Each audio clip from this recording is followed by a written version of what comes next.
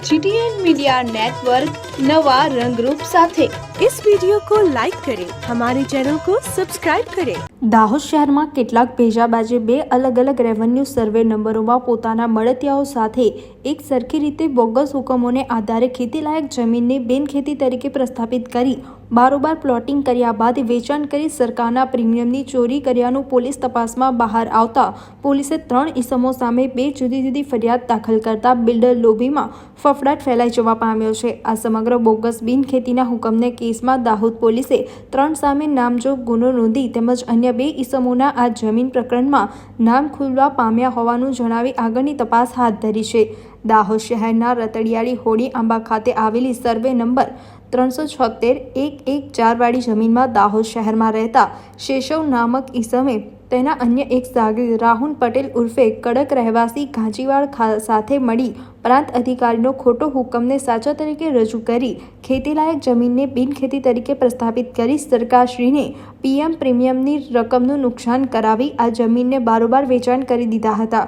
જે બાબતે અરજી તથા અન્ય સમગ્ર મામલો પોલીસ સ્ટેશને પહોંચતા દાહોદ પોલીસે આ મામલે રેવન્યુ ડિપાર્ટમેન્ટમાં ઉપરોક્ત સર્વે નંબરમાં તપાસ દસ્તાવેજોની ખરાઈ અર્થે મોકલવામાં આવ્યા હતા, જેમાં પ્રાંત અધિકારીનો ખોટો હુકમના આધારે બિનખેતીના બોગસ હુકમથી સરકારના પ્રીમિયમ ચોરી કરી બારોબાર જમીન વેચાણ કરી દીધા હોવાનું પોલીસ તપાસમાં બહાર આવતા પોલીસે આ મામલે દાહોદ પ્રાંત અધિકારી NB રાજપૂતની ફરિયાદને આધારે મુખ્ય ભેજાબાજો શેષવ તેમજ રાહુલ પટેલ સામે નામજોગ ગુનો દાખલ કરી આગળની કાર્યવાહી હાથ ધરી છે, જ્યારે અન્ય 2 વ્યક્તિઓના નામ પણ આ પ્રકરણમાં ખુલ્યા હોવાનું પોલીસ દ્વારા જણાવવામાં આવ્યું છે।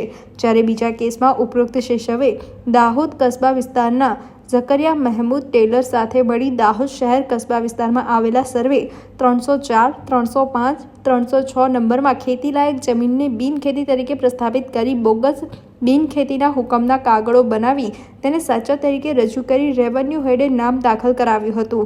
આ સર્વે નંબરમાં પ્લોટિંગ કરી મકાનો બનાવી બારોબાર વેચાણ કર્યા હોવાનું પોલીસને અરજી મળતા આ મામલે પોલીસે કલેક્ટર કચેરી તેમજ જિલ્લા પંચાયતમાં રેકોર્ડની ખરાઈ કરવા મોકલતા આ પ્રકરણમાં બોગસ હુકમના આધારે ખેતીલાયક જમીનને બિનખેતી તરીકે પ્રસ્થાપિત કરી વેચાણ કર્યા હોવાનું સામે આવતા પોલીસે જિલ્લા પંચાયત કચેરીમાં ચીટનીસની ફરિયાદને આધારે ઝકરિયા મહેમૂદ ટેલર, શેષવ પરીખ તેમજ અન્ય 2 વ્યક્તિઓ સહિત 3 સામે ગુનો દાખલ કરી આગળની તપાસ હાથ ધરી છે। પોલીસની પ્રારંભિક તપાસમાં જણાવ્યા અનુસાર આ કેસમાં વધુ સર્વે નંબરોમાં બોગસ ઓર્ડર થયા હોવાનું બહાર આવવાની સંભાવના પણ વ્યક્ત કરાઈ હતી। હાલ પોલીસે ઝડપાયેલા આરોપીઓને કોર્ટમાં રજૂ કર્યા હોવાનું જાણવા મળ્યું છે। ઘટનાની હકીકત એ પ્રકારની છે કે ટોટલ 2 ગુનાઓ દાખલ થયા છે, એક B ડિવિઝન પોલીસ સ્ટેશનમાં અને A ડિવિઝન પોલીસ સ્ટેશનમાં। બંને જે ગુનાઓ છે એની મોડસ ઓપરેન્ડી એક પ્રકારની છે અને બંનેમાં અમુક આરોપી પણ કોમન પ્રકારના છે। તમને એવું વિગતવાર વાત કરું તો જે B ડિવિઝનમાં ગુનો દાખલ થયો છે એમના ફરિયાદી ઇન્ચાર્જ ચીટનીશ્રી બન્યા છે DDO સાહેબના હુકમથી। એક અમને અરજી મળી હતી, અરજીના પ્રાથમિક તપાસ કરી અને અમે અહેવાલ કર્યો હતો SP સાહેબ મારફતે, જે અંતર્ગત DDO સાહેબે હુકમ કરી અને ઇન્ચાર્જ ચીટનીશને ફરિયાદી બનાવ્યા હતા। બનાવ હકીકત એ પ્રકારની છે કે એક જમીન આવેલી છે દાહોદમાં જેના રેવન્યુ સર્વે નંબર છે 303, 305, 306। આ જમીન છે ઝકરિયા મહેમૂદ ટેલર નામે આવેલી છે।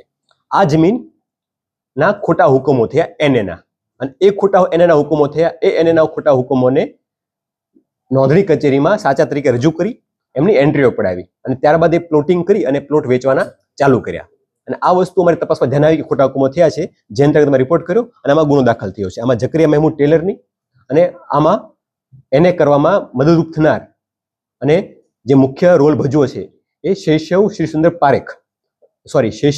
શિરીષ પરીખની ધરપકડ બંનેની થઈ ગઈ છે અને હાલ અમારી કસ્ટડીમાં છે અને રિમાન્ડ માંગવાની પ્રોસેસ હાલમાં ચાલુમાં છે।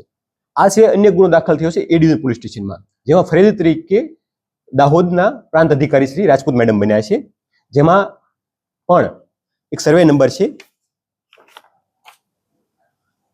376/1/1/4 જેનો પ્રાંત અધિકારી શ્રી નામનો ખોટો NA નો હુકમ થયો છે અને આ હુકમને આધારે એમની પણ નોંધણી કરાવીને પ્લોટિંગની કામગીરી ચાલુ કરવામાં આવી હતી। આ પણ બાબત ધ્યાને આવતા તમારા રેકોર્ડ આધારે એમાં પણ હારૂન રહીમ પટેલની ધરપકડ કરી છે અને એમાં પણ શેષવ શિરીષ પરીખનું નામ ખુલવા પામેલ છે, જેમની ધરપકડની પ્રોસેસ હાલમાં ચાલુમાં છે। ઓવરઓલ એવું જણાવ્યું છે કે આ લોકો ખોટા NA હુકમો કરી સરકારશ્રીની જે પ્રીમિયમ રકમ છે એ રકમ બચાવવા માટે કે પ્રીમિયમ ના ભરવું પડે તો એનો આર્થિક લાભ મેળવવાનો મુખ્ય ઉદ્દેશ આમાં જણાય આવે છે અને આ રીતના ખોટા હુકમો કરી એમની એન્ટ્રીઓ કરાવી અને લોકો સાથે પણ ચીટિંગ થાય છે, કેમ કે જે આ એને થકી જે પ્લોટિંગ થાય છે અને જે એન્ડ યુઝર છે કે જેને આનો લાભ મળવાનો છે એ પણ આ પ્રકારની કોર્ટ પ્રોસિડિંગ કે એફઆઈઆર દ્વારા ફોજદારી પ્રક્રિયા થવાને કારણે એ લોકોને પણ ભવિષ્યમાં તકલીફ પડે કે હાલમાં તકલીફ પડી સંભાવના પૂરેપૂરી છે. તો એ લોકો પણ આ ભવિષ્યમાં ભોગ બનનાર તરીકે થઈ શકે છે. પ્રાથમિક તપાસમાં એવું પણ જાણવા આવ્યું છે કે આ માત્ર 2 હુકમો નહીં, આ સિવાય અન્ય હુકમો પણ થયા હોઈ શકે છે, જે બાબતે અમારી તપાસ ચાલુમાં છે. આ બંને ગુનામાં અન્ય 2 આરોપીઓના નામ પ્રાથમિક દ્રષ્ટિએ અમારી સામે ખુલી ગયા છે, જેમની અમે વિગતવાર તપાસ કરીને અટક કરવાની કામગીરી અમે હાલમાં તપાસમાં છીએ. આ 2 હુકમો સિવાય અન્ય પણ હુકમો હોય એવી સંભાવના નકારી શકાય નહીં. એ માટે હું આપ મીડિયાના માધ્યમથી લોકોને પણ જણાવવા માંગુ છું કે આપના પણ ધ્યાનમાં આવા કોઈ પ્રકારના બાબતો આવેલી હોય તો અત્રેની કચેરીએ અથવા કલેક્ટરશ્રીની કચેરીએ અથવા ડીડીઓશ્રીની કચેરીએ આ બાબતે જાણ કરે તો એના ઉપર કાયદેસરની તપાસ કરી કાયદેસરની કાર્યવાહી હાથ ધરી શકાય. સર, આ પ્રીમિયમ ચોરી કાંડમાં કેટલા લોકો સંડોવાયેલા છે? અત્યારે પ્રથમ દ્રષ્ટિએ બંને ગુનાઓ છે એમાં 2 લોકો નામજોગ થઈ ગયા છે અને 2 લોકો અમારી પાસે નામ ખુલી ગયા છે, એટલે 4 લોકો અમારા ધ્યાનમાં આવ્યા છે, પણ હજી તપાસ વધુમાં ચાલુમાં છે. આમાં આગળ ઘણા લોકો ખુલી શકે છે.